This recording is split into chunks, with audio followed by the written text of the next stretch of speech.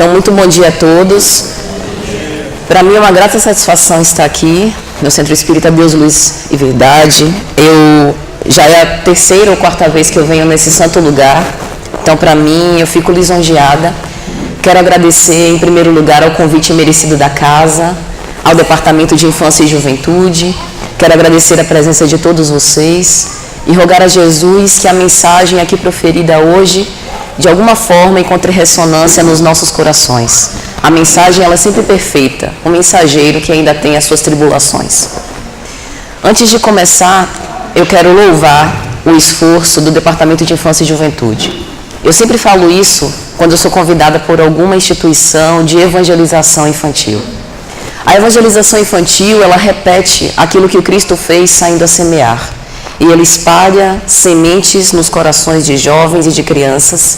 E ainda que essas pessoas não sigam a doutrina espírita ou não se lembrem dos ensinamentos do Cristo, nos primeiros momentos da sua trajetória, da sua vida, e saiam para o mundo, para viver o mundo, qual filho pródigo, no momento de dificuldade, no momento em que o mundo não mais satisfizer aquilo que eles procuram para aplacar a sede do seu espírito, eles se lembrarão da mensagem através dessa evangelização. Então, o esforço da evangelização é sempre um esforço válido e que nós guardaremos para sempre em nossos corações. Então, eu espero em Jesus que vocês continuem com desassombro essa iniciativa. Quero parabenizar as apresentações que me precederam. Acho que eu nem precisaria mais fazer preleção, porque a mensagem, de uma forma poética e artística, ela alcança com muito mais veemência os nossos corações, né? Mas, já que temos algum tempo, vamos fazer algum comentário. O tema não poderia ser dos mais especiais. Espiritismo da rede, tecnologia e responsabilidade. E eu acredito que tanto em relação à encenação que foi feita, quanto ao comentário das colegas na apresentação de slides, nós já alcançamos aquilo que é o cerne dessa mensagem. Nós vivemos na era da comunicação. As comunicações, elas nunca foram de uma forma tão descentralizada, conectando-nos, fazendo com que as barreiras geográficas fossem ultrapassadas. E nós nunca padecemos de tanta solidão. Nós nunca nos sentimos tão desamparados como se Deus tivesse esquecido as nossas dores. Nós nunca sofremos tanta angústia, tanta depressão, tanta síndrome do pânico e tantos transtornos de ansiedade.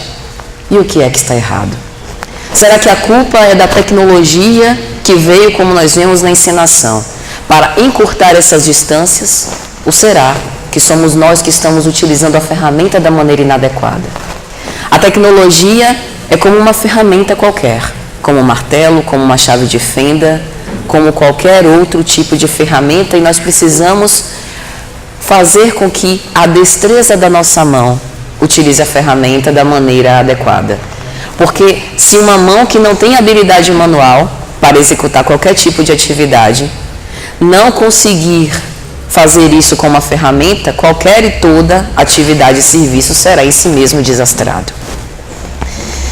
Nós vivemos na era da comunicação e nunca padecemos de tanta solidão.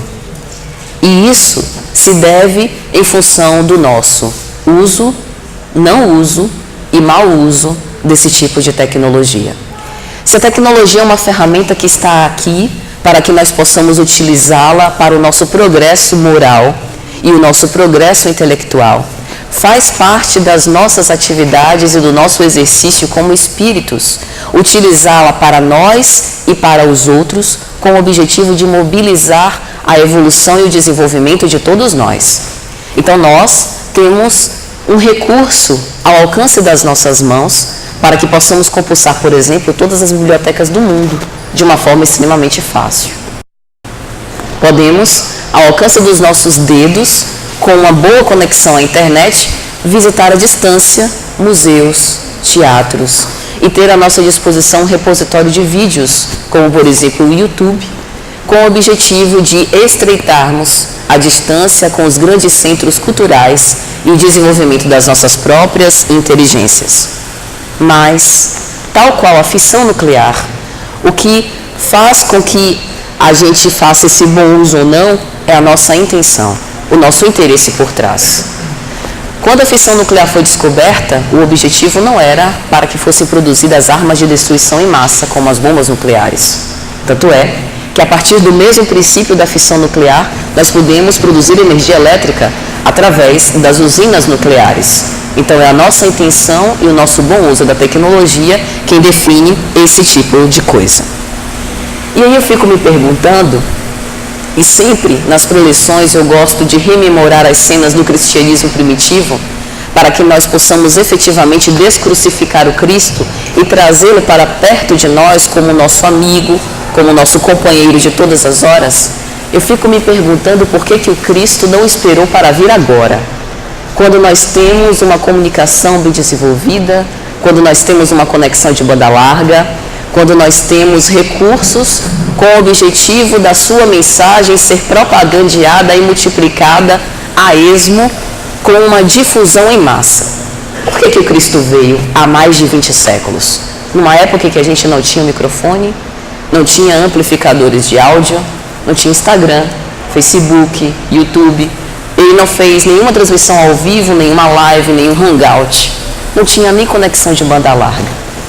E mesmo naquela época, ele subiu no monte perante uma multidão.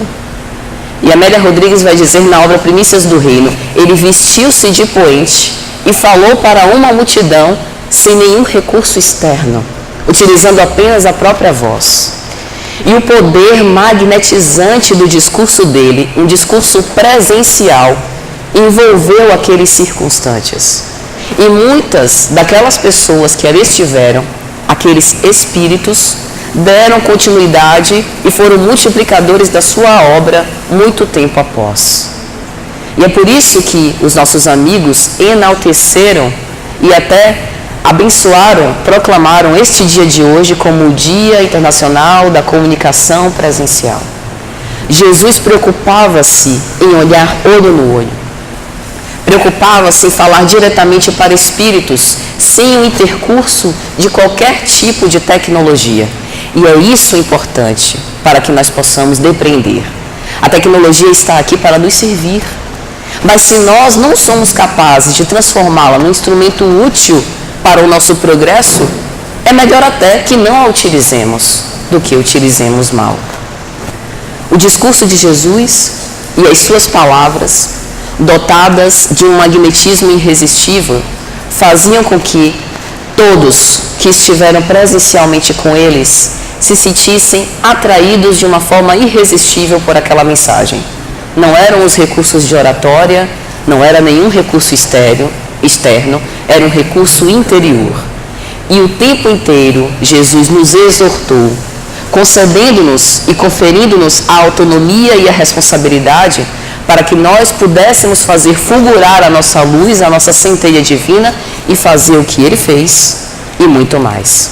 O tempo inteiro, Ele aboliu a necessidade que nós tivéssemos de ter alguma coisa externa para a nossa conexão com Deus. E a gente se esquece que a maior conexão de banda larga, melhor até do que o Vivo Fibra, é a nossa oração.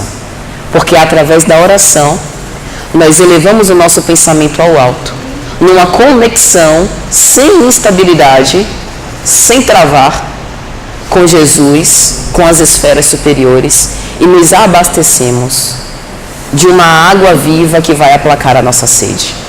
Essa angústia injustificável que sentimos, esse sentimento de vazio interior, é porque nós somos convidados o tempo inteiro na nossa sociedade odierna para viver para fora, para curtir os outros, para sermos comentados pelos outros, para compartilhar mensagens para os outros. E nós? Quando é que nós voltamos os nossos olhos para o nosso mundo íntimo? Quando é que nós estamos cultivando a nossa vida interior? Isso é amor próprio. Jesus foi o ser que esteve entre a terra que mais amor próprio tinha. O amor próprio ele não tem nenhum tipo de sinônimo com vaidade, com eu utilizar maquiagem para ficar mais bonita. Isso até pode me mobilizar e me deixar mais otimista para que eu me descubra internamente. Mas o amor próprio é eu querer crescer. E como é que eu vou querer crescer se eu não cuido daquilo que eu sou? Todas as nossas personas sociais, as máscaras que nós empunhamos na sociedade, no trabalho, em casa, na casa espírita, com os nossos amigos, com o nosso cônjuge, com os nossos companheiros, com os nossos filhos, são uma parte muito restrita do que aquilo que nós verdadeiramente somos. São as personas, numa linguagem psicológica. Mas essas personas, nenhuma delas me definem. Eu sou o que está por trás delas. Eu sou o ator que impunha essas máscaras. E se eu não tenho esse momento de reflexão interior, eu não consigo chegar naquilo que a psicologia chama de self. Naquilo que a doutrina espírita chama de espírito. Nós precisamos entender que nós somos espíritos em ascensão, agora internados num corpo físico, num planeta de provas e expiações, e que temos diversos recursos para lograr a nossa evolução. E a tecnologia é uma delas. E aí, o filósofo brasileiro Mário Sérgio Cortella proferiu uma frase que eu acho que sintetiza bem aquilo que nós estamos querendo dizer. Ele diz assim: a tecnologia da instantaneidade, que é absolutamente decisiva em termos de instrumento de serviço, quando adotada como modo de existir, é danosa. O que é que ele está querendo dizer? A tecnologia ela foi feita como uma ferramenta de serviço, para que eu consiga estudar, para que eu consiga desenvolver o meu aparato cognitivo, intelectual, inclusive para que eu possa viabilizar conexões e relações virtuais com os outros, estreitando as distâncias.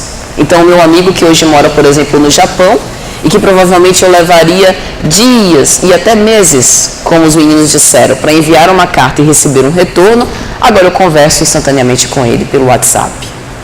Tudo isso é muito válido, mas eu não posso esquecer que isso são coisas ou recursos externos que vão me ajudar a chegar no meu objetivo essencial, que é progredir como espírito. A tecnologia não pode ser um modo de existir. De forma que, se eu ficar offline de todas essas tecnologias e de toda essa internet, eu continuo existindo. Eu não posso jamais me esquecer disso.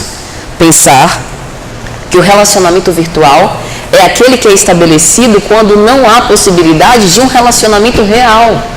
E às vezes a gente troca. Porque o relacionamento virtual nos dá a possibilidade de nos conectar com mais pessoas, otimizando o nosso tempo. E a gente esquece do magnetismo irresistível de uma conversa presencial. Todos, absolutamente todos os indivíduos que estiveram presencialmente com Cristo sentiram-se arrebatados. Nem todos se converteram à fé cristã, como, por exemplo, Pôncio Pilatos, governador de Roma, esteve perante o Cristo, com o processo dele nas mãos, e mesmo tendo condições de inocentá-lo, não fez. Ele se sentiu emocionado e arrebatado por aquela presença enternecedora e magnânima do Cristo, mas não a ponto de se converter à fé cristã.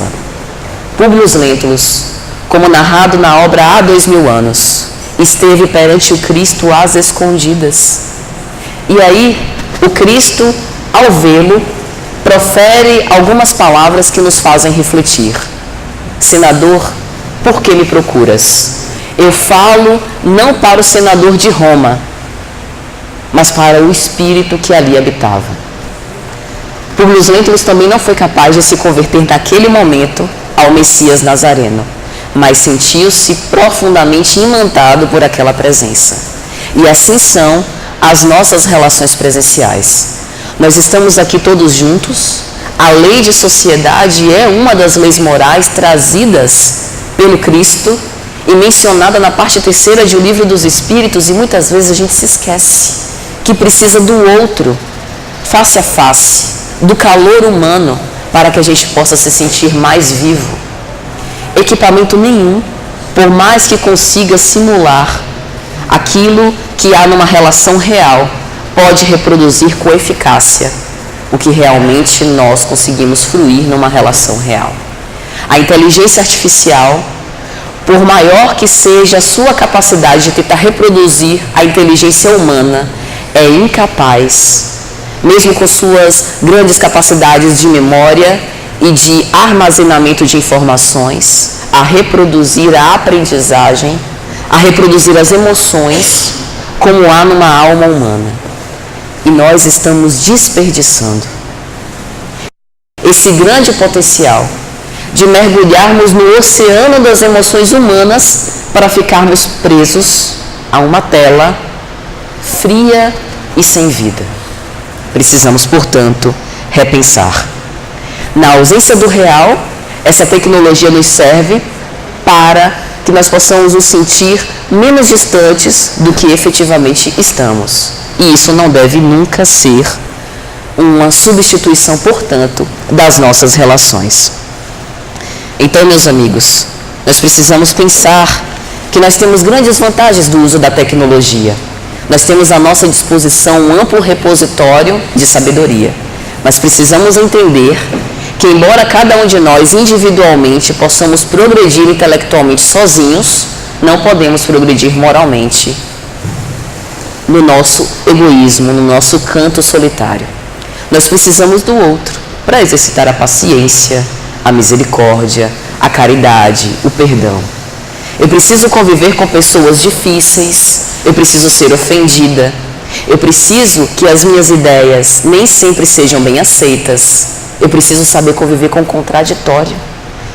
E como nós somos, principalmente nessas épocas de polaridade política, isso fica mais claro. Como nós somos intolerantes com o contraditório. Zygmunt Bauman, sociólogo polonês, já houvera falado sobre essa fluidez das nossas relações cotidianas. Eu faço um amigo no Facebook com um clique. E aí, se ele fala alguma coisa pró-Bolsonaro e eu sou Haddad, eu desfaço com um clique também. Eu não consigo conviver com alguém que seja meu amigo, meu esposo, ou seja lá qualquer laço de parentesco, de afetividade que tenha, que pensa fora da minha cabeça. Veja que loucura. Se nós estamos pretendendo, para amar os outros e para sermos amados, que pensemos todos iguais, nós não estamos entendendo a doutrina do Cristo. Eu acho que a gente ainda não entendeu os ensinamentos que o Divino Rabi nos passou. Porque em momento algum ele quis pensar pelos seus apóstolos. E olha que ele era o general deles. Quando os doutores da lei arrastam uma mulher flagrada em adultério e o apresentam a Jesus, lhe diz: Mestre, essa mulher foi flagrada em adultério e diz a lei de Moisés que ela tem que ser apedrejada em praça pública. Vós, porém, o que nos dizeis? Qualquer coisa que o Cristo dissesse naquele momento seria utilizado contra ele. Não tenham dúvidas. E o Cristo responde: qual psicólogo inesquecível, qual pedagogo exemplar?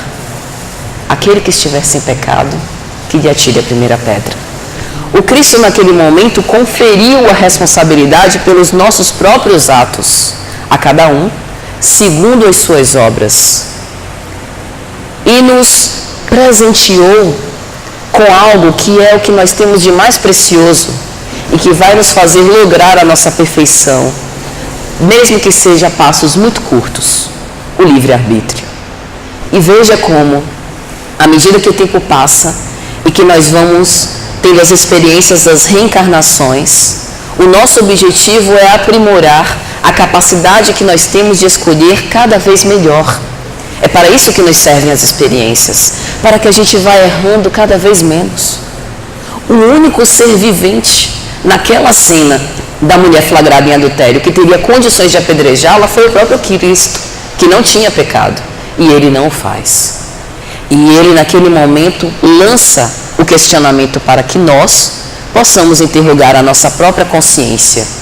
Já que você consegue ver com tanta clareza o erro do outro, por que você não começa a analisar os erros que estão dentro de si mesmo? E se, enfim, você se achar puro e achar que deve condenar os outros, que então faça, mas a cada um segundo as suas obras. E é interessante porque no uso das tecnologias, se a gente não tem esse comportamento raciocinado, consciente, lúcido, a gente vai se deixando levar pelas ondas caudalosas da velocidade da informação. Veja, o Facebook é como se fosse um mergulho num buraco negro, não acaba nunca. A gente vai passando as postagens e vai passando, e o dia vai passando, daqui a pouco chega meio-dia, meia-noite, a gente está ainda vendo as notificações do Facebook. Aquilo não acaba, não. Se nós formos tentar acompanhar o fluxo de informações com que nós somos abastecidos, vamos ficar loucos e esquecer da nossa própria vida. Perigo até da gente entrar na tela e ficar preso lá dentro do Facebook. Então é importante que nós sempre possamos refletir, ter essa consciência lúcida em relação àquilo que nós estamos vivendo. Pensar sempre na lição da vigilância. O Cristo nos lembrou da lição da vigilância em diversos momentos. Quando ele estava prestes a ser preso, que Judas o indicou para os romanos, para que ele fosse preso, na iminência disso acontecer, o que é que ele faz? Sobe com os seus discípulos mais amados para o Monte das Oliveiras e vai orar. Humberto de Campos anotou isso na obra Boa Nova, no capítulo intitulado A Oração do Horto. Orai e vigiai, porque não sabeis a hora que nós seremos chamados. Os meninos aqui na encenação falaram de uma forma muito bonita. Você não sabe quando será a última curtida. É mais ou menos isso.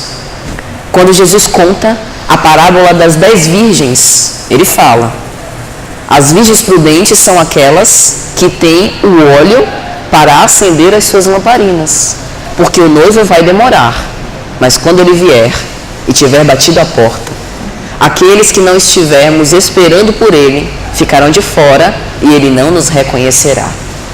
A vigilância sempre. Nós estamos aqui envolvidos por densas sombras. O apóstolo Paulo falava sobre isso de uma forma muito poética. Há uma nuvem de testemunhas que nos acompanha. E se nós não estivermos atentos, essa nuvem de testemunhas irá nos influenciar de uma forma tão contundente que nós seremos soldados dessas densas sombras. A espiritualidade superior também não nos cansa de nos abastecer com inspirações e intuições positivas. Mas qual o tipo de conexão que nós temos estabelecido? É só a gente analisar a qualidade dos nossos pensamentos. Se na maior parte das vezes os nossos pensamentos são de paz, de amor, de solidariedade, de tranquilidade, que bom! Praticamente um céu na terra. Mas se nós estamos dando vazão ao ódio, à raiva, à perseguição, à intolerância, cuidado. Muitos de nós, nesse momento conturbado de transição planetária, estamos sofrendo uma fascinação coletiva. E isso não é Patrícia quem diz, é Raul Teixeira, Divaldo Franco, dois dos espíritas mais célebres e mais conhecidos da nossa contemporaneidade. A fascinação como uma forma de obsessão que apenas reforça as nossas más inclinações, as nossas imperfeições, a nossa vaidade, o nosso orgulho, a nossa ira. E é por isso que a gente fica vivendo uma aflição e a gente não sabe de onde vem. Vem daí. E como é que a gente trata isso? Mudando de conduta. Nos conectando com aquilo que há de mais elevado dessas vibrações que nós recebemos todos os dias. E eu achei interessante também, nessas apresentações que os meninos fizeram, que também foi falado sobre intolerância à frustração. Desde pequenos, nós não fomos acostumados a nos frustrar. Muitos de nós pais, inclusive, repetimos esse erro com os nossos filhos. Damos tudo para eles. Tudo que nós não tivemos e que nós achamos que eles devem ter. Isso é muito válido e muito bom, porque denota o esforço, o carinho, o apreço dos pais de não querer que nada lhes falte aos seus filhos. Mas nós também não podemos deixar de observar que nem sempre ganharemos. Nem sempre a nossa vontade ela será satisfeita. E quando a nossa vontade não é satisfeita, como que nós nos comportamos? Queremos matar o outro? Achamos que a felicidade ela é somente para nós? E esquecemos, portanto, da paternidade divina? Quando nós oramos Pai Nosso, nós instituímos a paternidade divina. Isso significa que se o Pai é nosso, nós somos todos filhos de Deus. E se eu acho que eu mereço a felicidade, o outro, a quem eu detesto, que me odeia, o meu inimigo, também é autêntico filho de Deus e merece também ser feliz. E como nem sempre os nossos desejos serão atendidos, porque no próprio Pai Nosso nós oramos: Deus, seja feita a vossa vontade. E nesse momento nós outorgamos a Deus o direito dele fazer o que quiser conosco, inclusive aquilo que de contrário esteja ao que nós queremos. Mesmo que a vontade de Deus seja oposta à nossa, será que nós realmente nos sentiremos felizes com essa decisão divina? É assim que nós temos orado. Mas nós não paramos para observar que se frustrar é bom. Se frustrar é sentido de felicidade. A psicanálise diz que a felicidade é eu sempre desejar. E eu só posso desejar aquilo que eu ainda não tenho. Então, ser feliz é eu ter um desejo inalcançável, e a felicidade consiste em eu lutar todos os dias para tentar alcançar esse desejo que eu nunca alcanço. Então, de certa forma, frustrar-me por não ter atingido aquele meu objeto de desejo é continuar a ser feliz. Mas nem sempre a gente pensa assim, porque nos falta o silêncio interior. No meio dessa chuva e dessa corrente torrencial de informações, de atualizações e de mensagens, tem que existir um tempo para eu pensar com os meus botões, para eu voltar àquelas práticas de interior e da infância, de sentar com os vizinhos na porta de casa para conversar e trocar ideia, de poder aproveitar esses momentos que estão passando enquanto a gente passa a vida na internet. E é interessante porque nós estamos vivendo momentos tão loucos que, se a gente for observar o teor das mensagens que têm sido compartilhadas e propagandeadas na internet, a gente vai ver como há muita coisa estranha por aí. Uma verdadeira apologia à irresponsabilidade. Certa vez eu ouvi uma coisa dizendo assim: não pense muito não, porque pensar demais torna você negativo. Imagine que loucura. Nós o tempo inteiro sermos convidados a viver pelo instinto, a dar respostas no toma lá da cá. Se a gente não parar um tempo para pensar, a gente vai viver numa completa e total irreflexão. E muitos dos nossos equívocos são feitos por isso, porque a gente não está pensando efetivamente naquilo que a gente está fazendo. Joana de Ângeles, espírito, vai dizer que todos os nossos automatismos biológicos, que hoje nos são automáticos, eles antes vieram, ou melhor, eles hoje são herança de algo que a gente fez fazendo força e que hoje são automáticos. E que de uma forma análoga, nos espíritos superiores, o bem é automático porque eles precisaram de certo esforço para poder vencer as suas más inclinações, as suas imperfeições e fazer o bem que hoje eles fazem, como respirar. Assim também nós. E nós tenhamos sempre em mente que é necessário o nosso esforço e o nosso trabalho no bem, a fim de que isso se torne algo automático no futuro. Uma outra coisa que a gente ouve por aí: se a sua família ela é cheia de parentes tóxicos, você pode se desvencilhar deles. Na nossa sociedade, nós somos sempre convidados ao culto dos prazeres. E é por isso que nós temos tanta intolerância à frustração. Porque a frustração significa não ter uma necessidade atendida, não ter um desejo atendido. E isso me deixa triste. Só que nós não podemos esquecer que nenhum de nós nascemos na família errada. Deus não erra. Deus é perfeito. Nós estamos ali na conjuntura ideal que vai nos levar a progredir moralmente, exercitando aquilo que nos falta: a paciência, a misericórdia, o perdão. E são nas relações familiares, naquelas relações íntimas mais próximas, que em geral nós aprendemos mais. E por isso o apelo de nós largarmos um pouco a tecnologia dentro de casa para dar atenção aos nossos filhos, aos nossos pais, ao nosso cônjuge. Deus é tão inteligente e Ele é tão econômico que Ele inclusive poupa recursos. As pessoas com as quais nós temos débitos, muitas vezes débitos sérios, não apenas laços de amor que nos ligam aos nossos familiares, mas não raras vezes laços de ódio, que nos aprisionam aquelas pessoas que nós convivemos todo dia. E aí os nossos adversários do passado retornam como entes familiares para que a gente durma, acorde, está ali a beldade do nosso lado, para que a gente não tenha nem trabalho de procurar o próximo longe demais. O próximo já está ali dentro de casa. Precisamos perseverar nas nossas relações.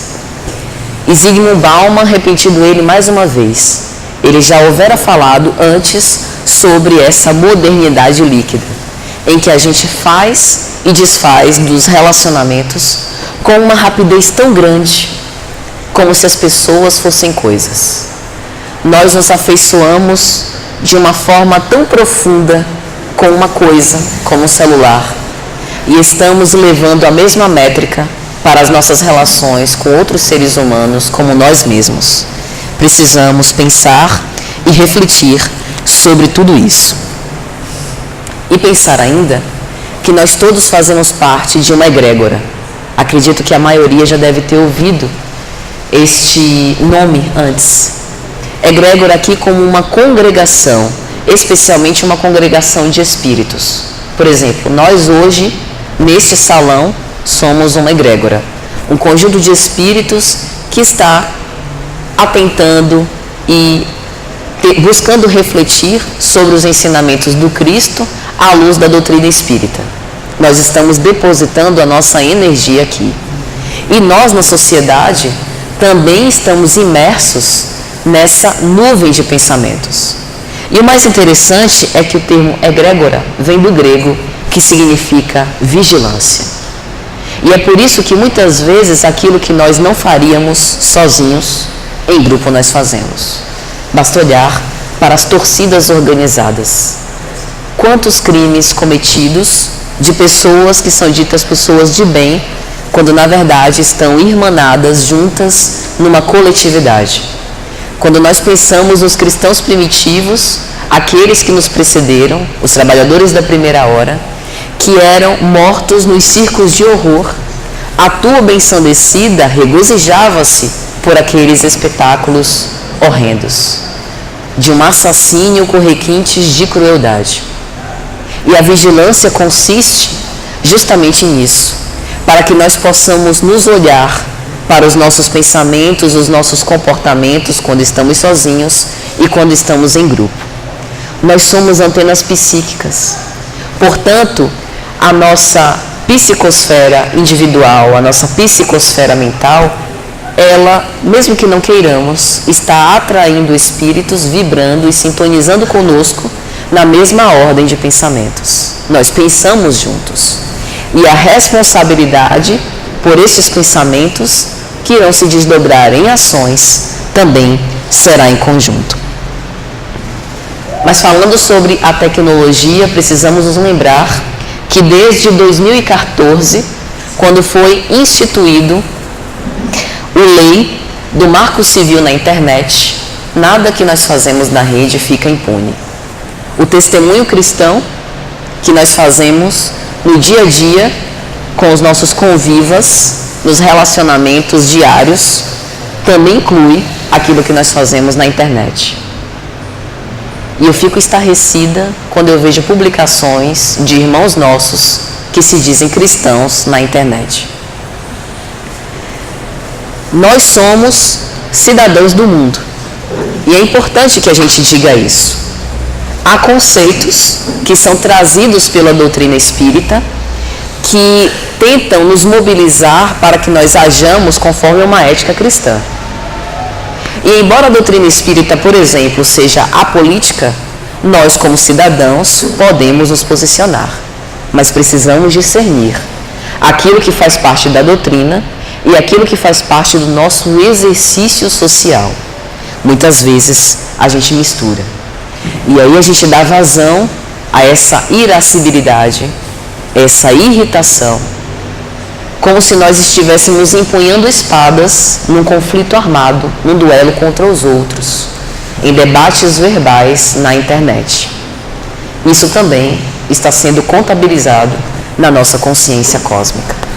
O comportamento que eu tenho que ter de mansuetude, de pacificidade, de serenidade, como o manso Rabi nos ensinou, é dentro, fora de casa e também na internet. E a gente não pode se esquecer disso. Nada fica no anonimato. Nada que pensamos. Imagine aquilo que nós agimos. Portanto, a autorresponsabilidade é esse chamado a que nós fomos convocados há mais de 20 séculos. Jesus, quando esteve com os seus apóstolos, ele disse: no mundo tereis aflições, no mundo tereis desafios, mas tende coragem, tende bom ânimo, porque eu venci o mundo.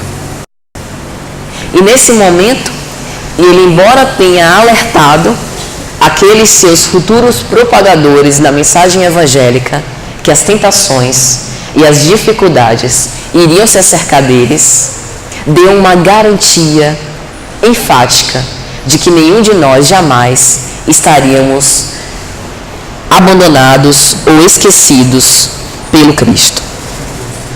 E aí, quando nós vemos nos diversos tipos e ferramentas tecnológicas que utilizamos, nós temos um álbum público de plenitude. Os meninos também falaram de uma forma muito jocosa sobre isso.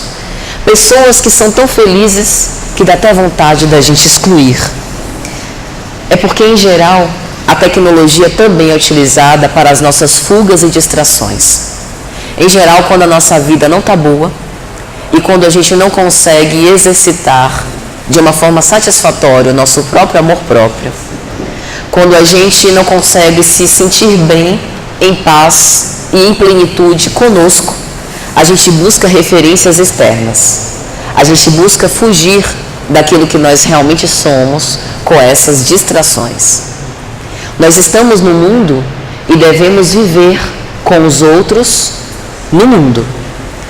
Trabalhar, conviver com as pessoas, construir a nossa segurança material para que nós possamos viver com dignidade, mas jamais esquecer da nossa destinação essencial.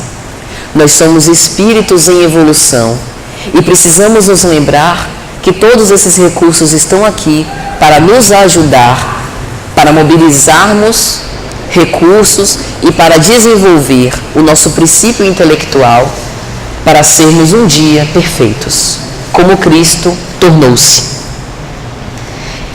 Todas essas representações de felicidade são, portanto, essas personas ou essas máscaras que empunhamos para disfarçar o mundo de sombras que estamos escamoteando e escondendo dentro de nós mesmos. Mas quando nós formos chamados, quando a morte se acercar de nós e nós deixarmos esse envoltório físico, nós estaremos defrontados com uma realidade estuante. E nós iremos para onde pensamos. Quando Jesus disse que a casa do Pai tem muitas moradas, a minha casa mental, ela é a primeira de todas as moradas. E eu vou forjando e montando, arquitetando a minha psicosfera individual com os meus próprios pensamentos. Portanto, quando nós abandonarmos o corpo físico e voltarmos ao mundo das causas, ao mundo espiritual, É a nossa casa mental que nos dará o céu ou o inferno, onde nós iremos viver. Daí a importância para que nós possamos cuidar dos nossos pensamentos e utilizar todos esses recursos para que nós nos aproximemos mais do outro e de nós mesmos. Na nossa relação com os outros, nós sempre fazemos projeções, que significa como se os outros fossem um espelho, eu lançar os meus conteúdos internos e me perceber no outro. É por isso que, quando nós convivemos com uma pessoa difícil e nos irritamos, na verdade o difícil não é o outro, somos nós.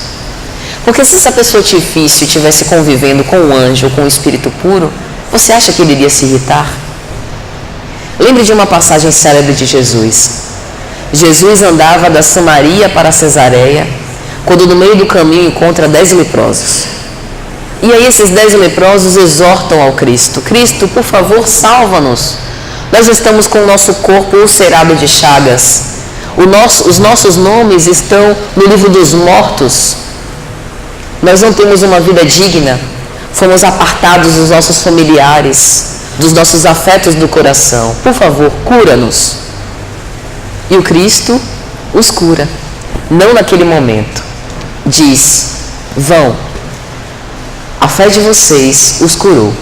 E no caminho, quando eles retornam à cidade para mostrar o milagre e pedir que o nome deles seja retirado do livro dos mortos e volte para o livro dos vivos, eles recebem a sua cura. Mas um dos homens, tomado de gratidão, e tinha que ser um samaritano. Vamos nos lembrar que os samaritanos já foram enaltecidos em outras passagens do Cristo, em especial a parábola do bom samaritano. Um samaritano tomado de gratidão decide voltar. Não. Essa misericórdia com que o Cristo nos abençoou foi boa demais. Eu tenho que voltar para agradecer. E ele retorna. Volta pelos mesmos passos, chega a Jesus e lhe diz: Mestre, eu voltei para te agradecer. Muito obrigada por essa dádiva. Você não sabe o quanto que me fez bem. Me fez recuperar o bom ânimo perante a vida. E me fez ser feliz outra vez. E aí o Cristo, olhando para aquele rapaz, de olhos fulgurantes, de autêntica felicidade, lhe diz: Ué, mas não eram 10? Onde estão os outros 9 para agradecer? Seguiram seu rumo e não voltaram. Veja, se fosse qualquer um de nós, será que nós não sentiríamos um pouco de melindre e de amargura por termos feito um bem com a maior pujança das nossas emoções mais profundas e ninguém ter voltado para nos agradecer? Mas como Jesus, um espírito puro, um espírito evoluído, e amava sem desejo de recompensa, um pouco diferente da maioria de nós, não se melindrou em nenhum momento. Essa é a grande mensagem do Cristo. E o que isso tem a ver? Se relaciona com a nossa mensagem. Nós convivemos com os outros para que nós possamos reconhecer aquilo que nós temos necessidade de mudar em nós. E toda a tecnologia e ferramenta que nos é apresentada para nos aproximar das pessoas é feita para que a gente veja isso com mais lucidez e com mais transparência, para que nós consigamos evoluir cada vez mais e progredir de uma forma mais enfática e mais sólida com o passar do tempo e com todos. Esse é o objetivo da evolução e das experiências que nós estamos tendo aqui na Terra. E nas redes sociais em especial, nós vemos essa propagação a viver uma vida completamente feliz, que não pode ter momentos tristes, melancólicos ou de reflexões em relação à vida. Um momento do gozo. E muitas vezes nós passamos, com o uso da tecnologia, por um conflito entre aquilo que é público e aquilo que é privado. Como nós temos uma tendência de publicizar tudo, muitas vezes a nossa realidade íntima, secreta, que somente as nossas dores, que somente Deus e nós conhecemos, a gente tem essa necessidade de exteriorizar. Precisamos, portanto, pensar sobre tudo isso. Pensar que a tecnologia está aí para que nós possamos nos concatenar e nos conectar com Deus e com as pessoas de uma forma positiva, otimista e com fraternidade.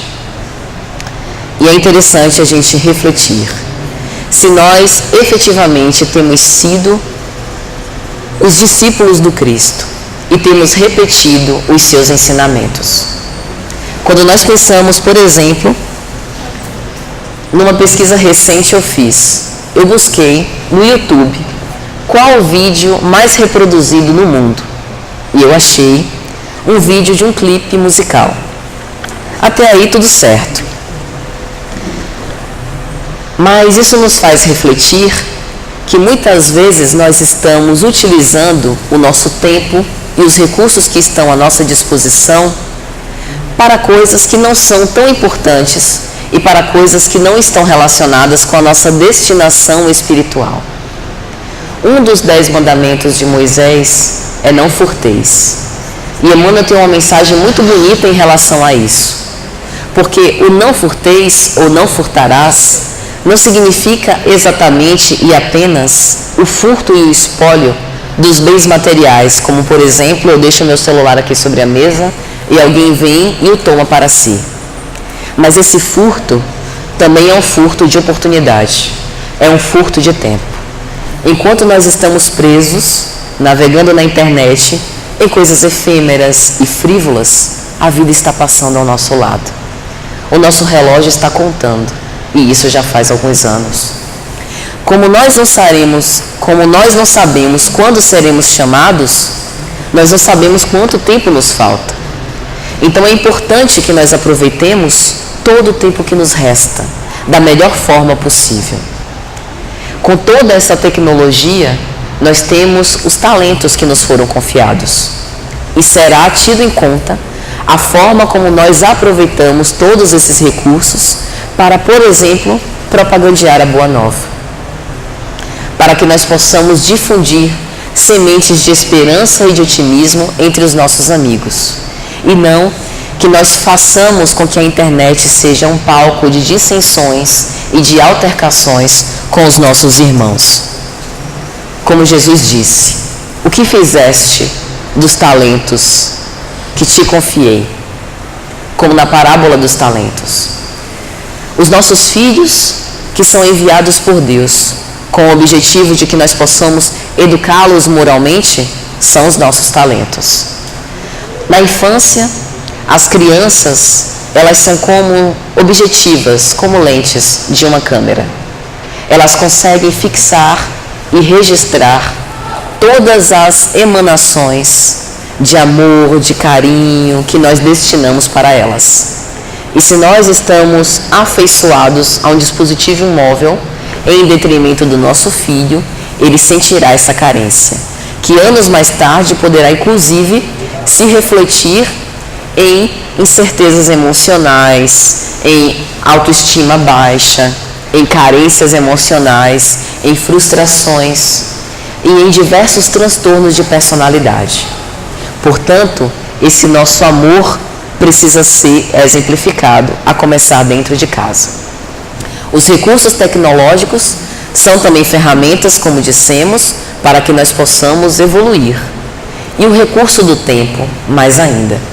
O tempo que nós passamos nessa efemeridade é um tempo precioso que nós estamos roubando da divindade, quando na verdade poderíamos utilizar para o nosso desenvolvimento moral, a pouco e pouco.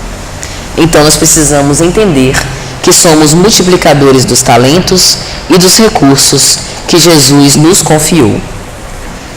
E meus amigos, já partindo para o final dessa despretensiosa preleção, eu quero me lembrar de uma frase do próprio Jesus, anotada na obra Paulo e Estevão pelo Espírito Emmanuel. Se nós nos lembramos, essa portentosa obra da época do cristianismo primitivo, ela fala sobre redenção. A mensagem de Paulo e Estevão é uma mensagem de redenção. Saulo, um assassino de cristãos, com requintes de crueldade, porque na obra ele chega inclusive a torturar Matatias. Ele vai se aprimorando moralmente ao longo do tempo com uma renúncia de si mesmo. E lá para as tantas, quando ele já converte-se no apóstolo Paulo, ele fica num conflito, porque ele percebe que não consegue estar em dois locais ao mesmo tempo. E ele se sente preocupado em relação à propaganda cristã, de acordo com a sua dificuldade de se movimentar. Vamos nos lembrar que hoje a gente tem metrô, ônibus, BRT, em breve, né? Temos carro próprio, helicóptero, avião, tudo para que a gente possa se deslocar com facilidade. E naquela época, ou era a pé, ou era de barco, ou de camelo. Então era mais difícil. E o próprio Cristo, mediunicamente, se comunica com ele dizendo assim: o valor da tarefa não está na presença pessoal dos missionários, mas no conteúdo espiritual do seu verbo, da sua exemplificação e da sua vida. E é nessa época que Paulo decide começar as suas epístolas, as suas cartas, que ele vai difundir pelos 4 cantos do mundo. Por que eu trouxe essa mensagem? Nem Jesus abominou o uso de ferramentas não presenciais para que nós pudéssemos propagar a mensagem cristã e nos relacionar com os nossos convivas. O próprio Paulo é um exemplo vivo disso, quando escreve as suas epístolas aos Tessalonicenses, aos Romanos, Efésios e por aí vai. Mas nos lembrar sempre que aquilo que é essencial na mensagem é o quanto que eu exemplifico na mensagem na minha própria vida. Portanto, a mensagem que Jesus nos traz é que nós sejamos o Evangelho vivo. Muito temos lido sobre o Evangelho, através do Velho Testamento, do Evangelho propriamente dito no Novo Testamento, através da doutrina espírita, da codificação e das literaturas espíritas. Mas o quanto de todas essas mensagens nós temos exemplificado. Porque à medida que nós conseguimos aprimorar e exemplificar bem a mensagem do Cristo e as suas lições morais, toda e qualquer tecnologia será convertida para um fim útil. Se Paulo estivesse vivendo nessa nossa era, com câmera, microfone, YouTube, Facebook e Instagram, quantos seguidores será que eles teriam? E nós, que nos dizemos seguidores do Cristo, que uso nós temos feito da tecnologia? Pensemos sobre isso, reflitamos, porque ainda há tempo. A responsabilidade está nas nossas mãos. É isso, meus amigos. Muito bom dia a todos e obrigado.